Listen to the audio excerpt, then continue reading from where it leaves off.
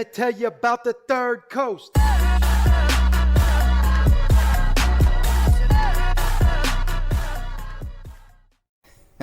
All right, everybody, welcome back to another episode of Missionary Mondays. As you hopefully already know, my name is Brian and I am with Third Coast Ministries. Be sure to click that button down below to subscribe and keep up with all the updates and projects we have going on. Currently, I am serving in Matagalpa, Nicaragua. And in case you don't know, Nicaragua is in Central America. And everyone here speaks Spanish. So today's video is about, should you learn Spanish before you serve in a Spanish-speaking country? All right, so the answer to the question, should you learn Spanish before serving in a Spanish-speaking country is, it depends. All right, so I know that answer for most of you was like, that's super helpful, Brian. Thank you very much, and you're welcome. You're all welcome. So, but on a serious note, it really does depend. Yes, you should. It will make your life easier. Do you have to? No, you don't have to, but you should. So in this video, I'm going to talk about both sides and things that you need to think about before serving in a Spanish-speaking country. All right, first we're going to talk about short-term mission trips. So basically, when we came through our church, Cy-Fair Christian Church, it was through the Living Water organization and their employees. So their employees are translators. And so other organizations, most of the missionaries that I know here that have long-term setups here, they all have translators, or they are translators because they all know Spanish and English. So when you're with them, that's great. But if there's only one person that can speak Spanish and English and you have a team of 4 or 5 people, most of the time you don't want to be depending on that one person, you know. But it's good. It'll get you by for a short-term trip. So do you need to learn Spanish before taking a short-term mission trip of like a week, 2 weeks? No. Should you? Yes. All right, so that's short-term mission trips of about a week or 2. Now we're going to talk about long-term mission trips, second point. And this is a little different because on a short-term trip, you all stay together. You either stay with your translator or you stay with the people that are in the organization, in a hotel, in a house. You eat together, everything's together, you go together, you come together. If you decide that you want to be a long-term missionary like myself, it's super. You should do it. If you feel it, definitely do it. But it is different. So like in my case, for example, Third Coast Ministries, I'm the only missionary. There is no translators. There's no one else in this room. Right now, I'm in my classroom. So if I need something in Spanish, I got to go do it in Spanish. So that's the main point, is when you are a long-term missionary, if you have your family, that's great. You have your family. If it's just you, it's just you. And this is something you need to think about because a lot of your time is not actually doing missionary stuff like what people think missionaries do. Most of your time is living and just interacting and being in the community and walking back and forth to stores and doing, but that's the time where you can have the greatest influence on people's lives. So should you learn Spanish before serving? Yes, you should. It's my opinion, and in the words of Charles Barkley, I could be wrong, but I doubt it. Now I'll give you a story about one of my cousins that's a missionary in Brazil, and then I'll follow it up with my experience with Spanish before and during my time here in Nicaragua. So I have a cousin right now that is in Brazil, and he managed to learn Portuguese pretty quick. His dad speaks it, some of his relatives that have been there, and my family speak it. And the kid is super smart. And he works hard. So for him, I don't want to say it was easy because he had to work, but he picked it up quick. And when you're in the culture, you will pick it up fast. That's just how it is. As I mentioned before, I'm from Pasadena, Texas, which is a lot of Spanish. It's a large Mexican population. And I was always exposed to Spanish as a kid, and we could actually take Spanish at an early age in school. So I started taking actual Spanish classes there in junior high, I believe. And yeah, and then because we moved to Katy, Texas, and I was in seventh grade. And there you couldn't take Spanish at the time, you couldn't take it in junior high. So I had to wait till high school. But then because I played sports and I was in band, I didn't have time in my schedule until 11th grade to take Spanish. So I had to take Spanish 1, which for me was, I was here and Spanish 1 was here, like days of the week, colors, numbers. Like I already knew that because of being exposed to it in Pasadena. So that was kind of rough. It was kind of boring. I basically just worked on memorizing the dictionary. And then I took Spanish 2 my senior year, and that was good because that was higher than my level. So that was nice. And when I went to college, I was able to test out of the first couple levels of Spanish and went straight into an advanced Spanish program and basically just took 2 upper division Spanish classes. But at the meantime, like when I graduated college, I wouldn't say I was fluent, but I was really good conversational Spanish. My grammar was on point. I knew all the accents, tildes, all that stuff. So that was great. But then after college, I didn't use my Spanish. So my level went do. And then I had a job where the guys only spoke Spanish. So my work Spanish went back up. And then I got let go from that job and didn't use it. So my Spanish went. And then I got another job, and there's a good-looking girl that only spoke Spanish, so my Spanish went back up. So, and then she left, and as you can guess, my Spanish went back down. So, and then I came here. So when I came here, I knew basic conversational Spanish, so that's kind of my story.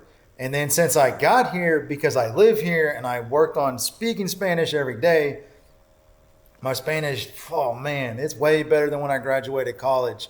I will say this, cultural Spanish is different. There's a lot of things in like Mexican Spanish that I learned that's not used here. There's different words and it's kind of like dialect kind of differences. So I had to relearn a few things.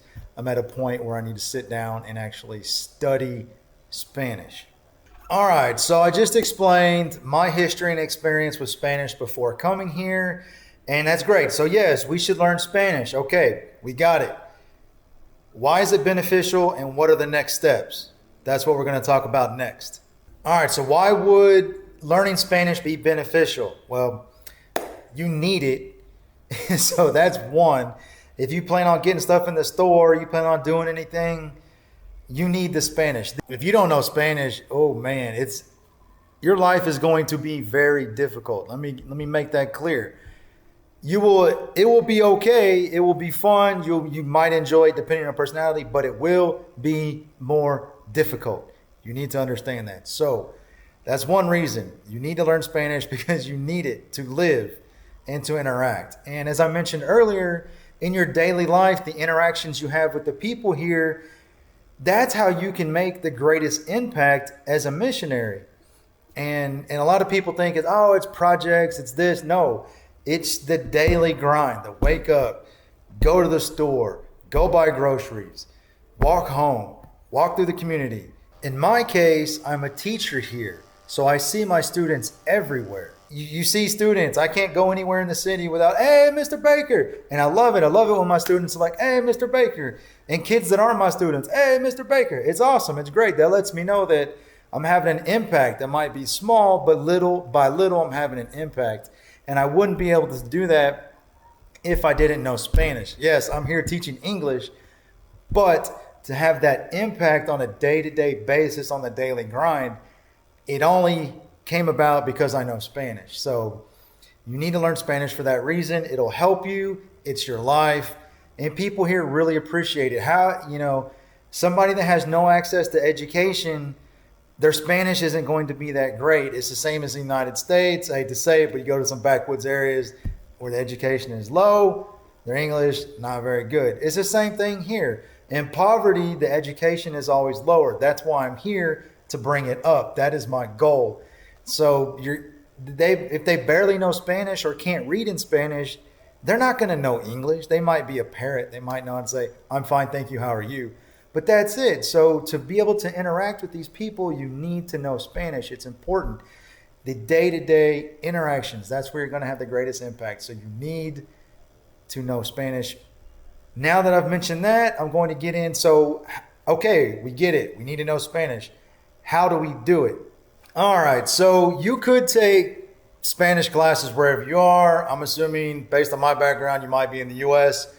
Obviously, if you want to learn Spanish, you're probably not living in a Spanish-speaking country. Let's be real.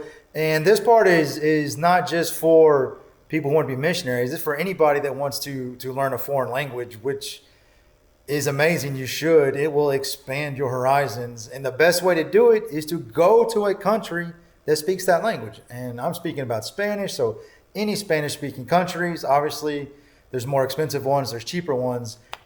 My experience is in Nicaragua, and the very first question I get from people is like, oh man, I want to learn Spanish, but it's so expensive to travel. It's so expensive to go somewhere.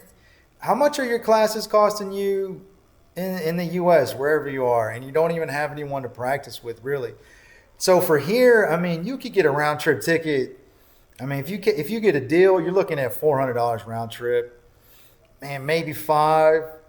And to live here on 3 months, you could live comfortably on $200 a month here as a single person. And finding a place to stay, if you stay with a family, one, it's cheaper. Two, you get an authentic cultural experience, and your Spanish will go up. And the benefits of all that, and not for you, the benefits are for the people here is like, man, it's hard on people here. People work, but a lot of tourism died because of the stuff that happened last year. So if you come here and invest that money in people here, especially the people teaching, that's going to help them. That's going to help their communities. That's going to help the families. And it's just going to have a ripple effect. So in my mind, if you're thinking about serving as a missionary anyways, you should go ahead and do this because you're already serving. You're blessing the people here.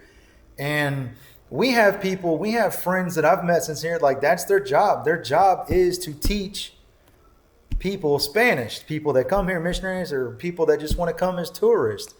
And since last year, it's really been hard on people. So in my opinion, you should definitely look into going to whatever country. I recommend coming to Matagalpa, Nicaragua. I mean, sometimes it's hard, but like I love it here. We're up in the mountains. The weather is fresco almost all the time. You don't need air conditioning here, which is good because no one has it. And the people here are great. You will learn Spanish so fast and you will help the communities. And if that's something that you're interested in, even just for learning Spanish, not as a missionary, in the comments, I'm going to put some contact information for our friend here that teaches Spanish to people. Definitely get in touch with her, get in contact with her. And if you have questions, always email me. I'm here. I got my phone. Hit me up on WhatsApp. Send me an email. Send me a Facebook message. If you're interested in learning Spanish, let me know. We can get you the people here. All right, so to recap everything, because repetition. Should you learn Spanish before serving as a missionary? Well, on a first-term trip, probably don't need it. It'd be helpful, but if you want to be a long-term missionary or you just want to learn a language, yes, definitely go to that country, learn that language. You can do it. It will probably be cheaper than taking whatever classes you're taking at home. So send me a message. Look at this contact information. Send Martha a message. She's friendly. She's good. And she'd love to help you. And if you need a place to stay, we can find you a place to stay on the cheap. Guarantee it. The food is good. The weather's good. The Spanish is great. It will change your life. It will open you up and you will see things you've never seen before. So I really recommend it. That's it for Missionary Mondays. Learn some Spanish. Adios.